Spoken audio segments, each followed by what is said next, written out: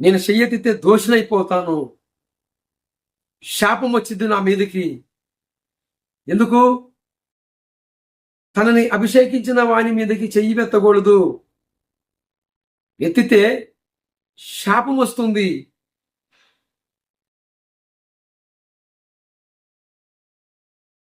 అని రాయబడి ఉంది కీర్తన గ్రంథములో. అది కూడా దావీదు ఇచ్చిందే. పారిపోతుంది ఎందుకు? తిరగబడలాగా కాదు. ఖడ్గం చేతబడితే యుద్ధ నైపుణ్యం ఒకప్పుడు తెలియదు కానీ ఇప్పటికి దావీదుకి సున్నంగా తెలుసు. యుద్ధములో కత్తి ఎలాగ పట్టాలో, సంహరణ ఎలాగ జరిగించాలో దావీదుకి బాగా తెలుసు. ఎందుకు పారిపోతున్నాడు? దేవుడు మొదటి రాజుగా సౌలుని వెన్నుకున్నాడు. ఆయన దేవుని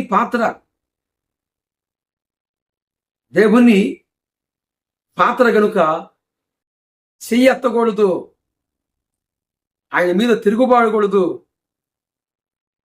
ఒక రోజున దావీదు చేతికి దేవుడే అప్పగిస్తాడు.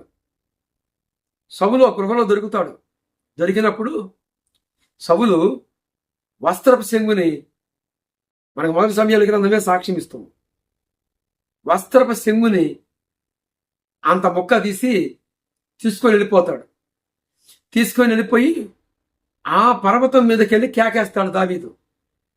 కేకేసినప్పుడు సౌలు వెంటనే స్వరము అర్థమయ్యి వెంటనే అంటాడు, ఏమని? దావీదా నా కుమారుడా, నేను నీకు అపకారం చేయాలని వచ్చాను, నాకు ఉపకారం చేస్తావా? ఎందుకన్నాడు తెలుసా? సౌలుని దావీదు చేతికి అప్పగిచ్చాడు దేవుడు. కానీ దావీదు వేస్తే ఒక ఏడుతో అవుట్ సౌలు జీవితం. కానీ వస్త్రపు చెంగుని, సౌలు వస్త్రాన్ని, ఒక చిన్న ముక్కని తీసుకొని వెళ్ళిపోయాడు దావీదు. ఈరోజు నీ దగ్గర ఉన్న సైనికులు నిన్ను ఆపగలుగుతారా? ఆపలేరు. కానీ యెహోవా చేత నీవు అభిషేకం పొందావు కనుక నిన్ను ముట్టటము నాకు ఇష్టము లేదు. కనుక ఇదిగో నీ దగ్గర కావిలిగా ఉండవాళ్ళు జాగ్రత్త, వాళ్ళని నమ్మి నువ్వు విశ్రాంతి తీసుకుంటూ ఉన్నావు. ఈరోజు యెహోవా నాకు నిన్ను అప్పగిచ్చాడు అని కేకేస్తే సౌలు బెత్తరపోయి లేచి, నా కుమారుడా, నేను అపకారం చేశాను నీకు, నువ్వు నాకు ఉపకారం చేస్తావా, ప్రాణదానము చేస్తావా అని సౌలు అక్కడ మానవత్వాన్ని కొంచెము చూపిస్తూ ఉంటాడు. మనకు కనిపించింది. ఈరోజు అపకారానికి అపకారము జరుగుతున్న రోజుల్లో మనం ఉన్నాం అన్న సంగతి మీకు తెలియపరచాలని. అలాంటి సౌలు కుటుంబస్తుడు ఒకడు 2వ సమయాల గ్రంథము 9వ అధ్యాయము 12వ వచనములో సౌలు మనవడు యోనాతాను కుమారుడు నిపి భవిష్యత్, ఈ ఇతడు దావీదుకి సాష్టాంగ నమస్కారం చేస్తాడు. అప్పుడు దావీదు అంటాడు, భయపడకు, నీకు నేను అపకారం చేయను, నీకు నేను ఉపకారం చేస్తాను, నిన్ను నా దగ్గర దాచుకుంటాను, నీకు కావలసినవన్నీ కూడా సమకూరుస్తాను. ఎందుకో తెలుసా? మీ నాన్న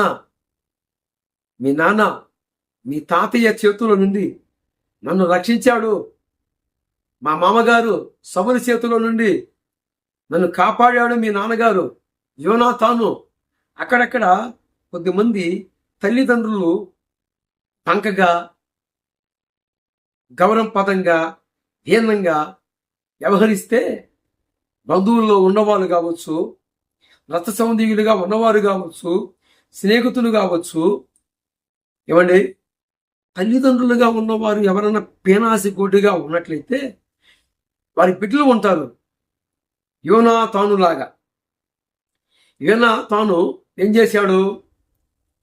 తన తండ్రి వ్యూహాన్ని తెలుసుకొని దావీదుని ఒక స్థలములో దాచిపెట్టి, నేను ఇలాగా సిగ్నల్ ఇస్తాను, నీకు ఒక కోడు గుర్తు చెప్తాను, ఒకవేళ నా తండ్రి నేను చంపేది నిజమైతే, ప్లాన్ చేసినట్లయితే నేను దూరంగా ఉండి ఒక సిగ్నల్ ఇస్తాను, అది చూసి నువ్వు వెళ్ళిపో అనని యోనాతాను దావీదుని కాపాడుతాడు.